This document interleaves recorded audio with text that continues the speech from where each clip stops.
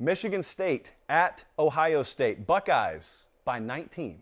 That is your current point spread, courtesy of our folks over at Caesars. It is a Saturday, noon Eastern time kickoff. I don't even need to tell you why I'm smiling, but it's on ABC. It's not the Fox noon kickoff. Everybody can get in the noon kickoff party window. The stage is getting really big for C.J. Stroud, for Ohio State, for Michigan State. Stage is getting really big, and it's C.J. Stroud's time. If you're talking national title, if you're talking Big Ten, if you're talking Heisman for that matter. And speaking of Heisman, we did an entire roundtable today. It's available on the 24/7 Sports YouTube channel. Have you guys thought about this? For those of you who care about the Heisman a whole lot, have you thought about the little Heisman subplot, shall we say, that is really going to be on display in this game? What I mean is, C.J. Stroud could go out and throw for 375 yards, 4 touchdowns, no interceptions Saturday, and that would vault him right up to, or keep him at least in the running at or near the top of the Heisman odds right now. However, if Ohio State were to lose Saturday, let's just entertain this for a second. It would be a big upset, and the headline would, of course, be, well, Michigan State just pulled an upset that we didn't expect to happen, and now they're right back thrust in the middle of the playoff discussion. They would probably jump Michigan. They would jump Ohio State. They would probably be in the top 4, I would guess, come this time next week, and that'd be a big deal. But is there any scenario you see Michigan State beating Ohio State without Kenneth Walker having a big day? Because I don't. And so by the very nature of Michigan State pulling off that upset, number one, you've probably had Kenneth Walker ascend to or near the top of those Heisman odds, and it's probably come at the expense of C.J. Stroud. So there's this little inversion that could happen with 2 names. So there are a lot of subplots here. The storyline crowd should be just frothing at the mouth over this kind of matchup. Speaking of matchup, there is a perceived matchup nightmare for Michigan State. And I just want to ask, is it merely a bad matchup, or is it a true outright nightmare matchup? Now, that nightmare matchup, perceptionally, is this Ohio State passing game, which could not have clicked any more last week than it did, against a susceptible Michigan State secondary. And I know that you can dive into the stats a number of different ways. Some people choose to dive into the stat sheet, and they look at, total yards given up. Okay, Michigan State secondary, liability. And I'm not telling you it's not vulnerable. I would encourage you to look a little deeper and look at some of the efficiency metrics instead of just the raw yardage total, because that factors, or rather fails to factor in, for a lot of different qualifiers that don't necessarily carry over game to game. They're not the best in terms of predictability. If you do that, Michigan State can still be had through the air. It's just not quite the nightmare matchup, outside of just the fact you got to go against Ohio State, period, that I think people are perceiving it to be. So I'm very interested to see, because even though, that's not a nightmare, it's still tough to deal with. That receiving core, when it's healthy, combined with that running game and that offensive line, pretty much every facet of the Ohio State offense, you got to deal with it. And because you got to deal with it, I'm very interested to see how Michigan State chooses to come out of the gate offensively. There's conventional wisdom, and then there's what I think they'll probably do. Conventional wisdom would be, know what got you to the dance.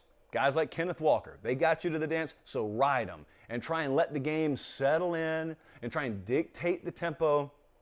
And that, of course, is one option. However, I do not think that this will be a 4-quarter sustained Michigan State-controlled game that way.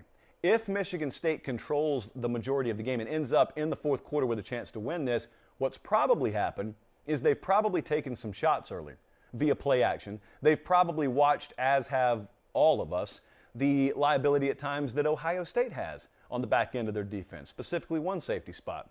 We had a high school in Columbus, Shaw High School. If you get it, you get it. If you don't, let's just move on. But there are plays to be had on the back end of that Ohio State secondary.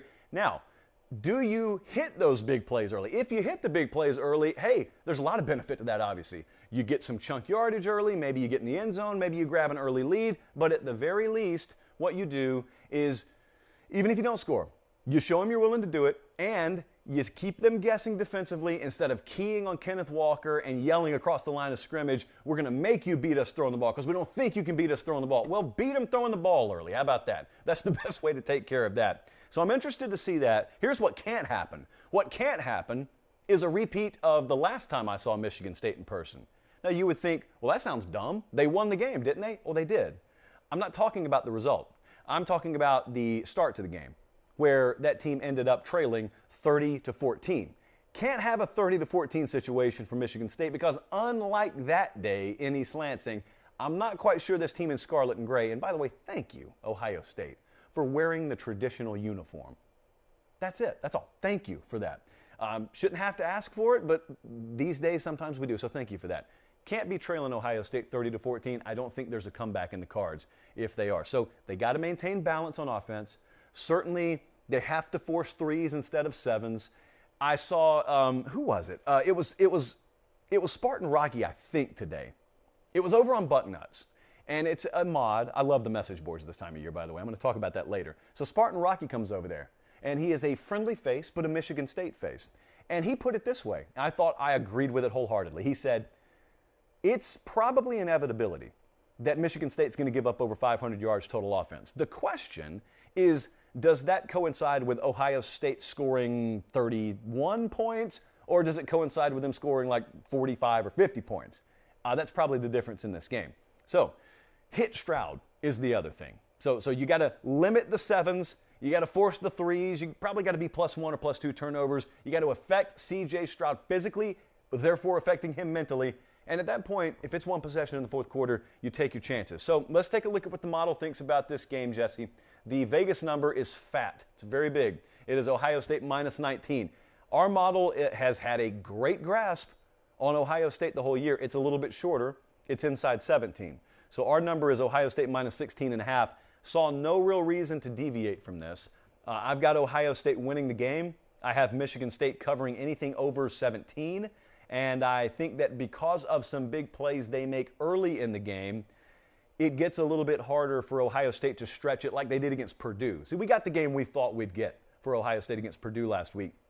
I think a different start yields a different end product, even though we do see Ohio State winning the game in the end. But hey, we'll be on hand either way. We're looking forward to it.